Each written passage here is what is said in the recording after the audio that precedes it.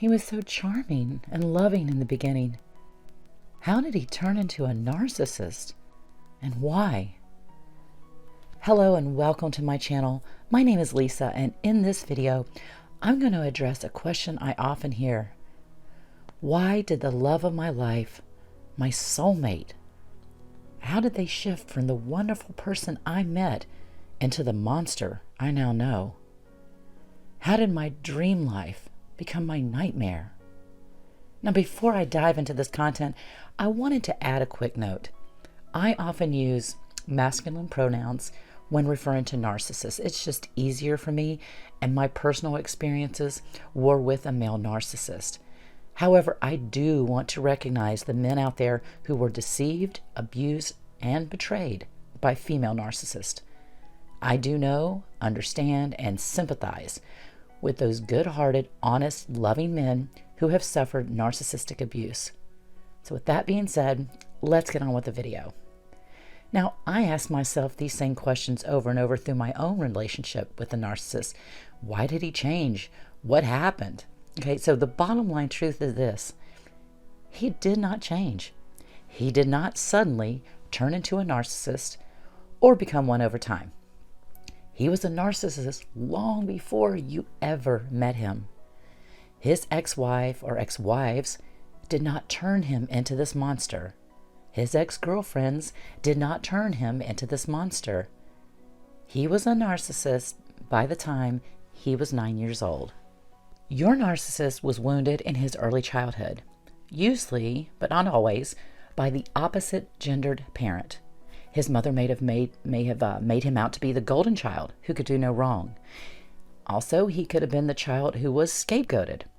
Mom could have placed the father's wants and desires above his needs as a child. Typically, but not always, one or both parents was a narcissist. Also, he could have been bullied in school.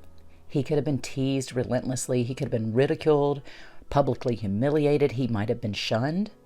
Whatever it was, it happened when he was quite young. He experienced a deep wounding of some kind.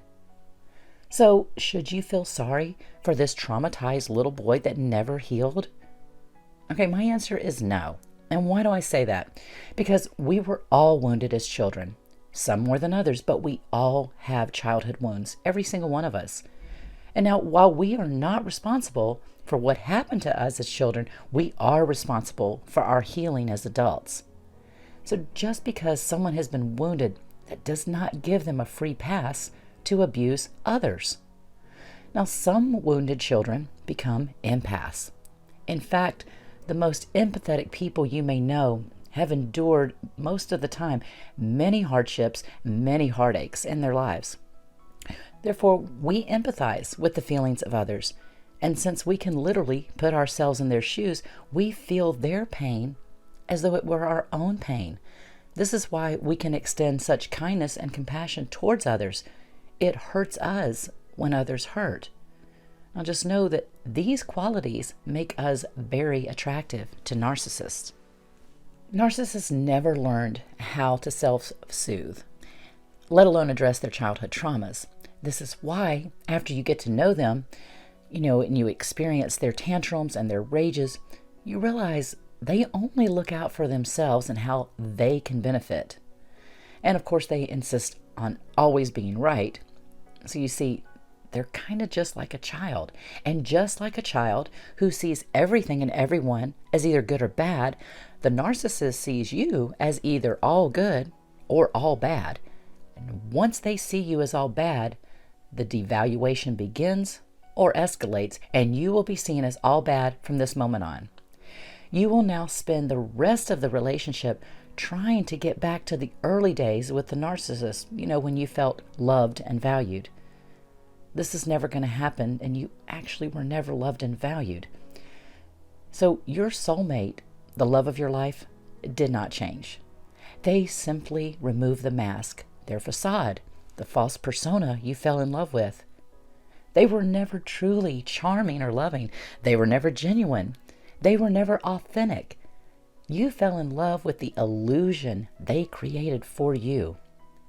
You unknowingly fell in love with a monster, a person truly devoid of love and compassion, a person with no empathy. Listen, no one who loved you and cared about you would treat you so horribly. They wouldn't call you names or scream at you, threaten to leave you, threaten to kick you out, or trash talk you to others behind your back. And believe me, you've heard them do this, referring to others in their past. They're going to do it to you too. So no one who ever loved you would do these things. No, the narcissist did not change. They simply showed you who they really were all along.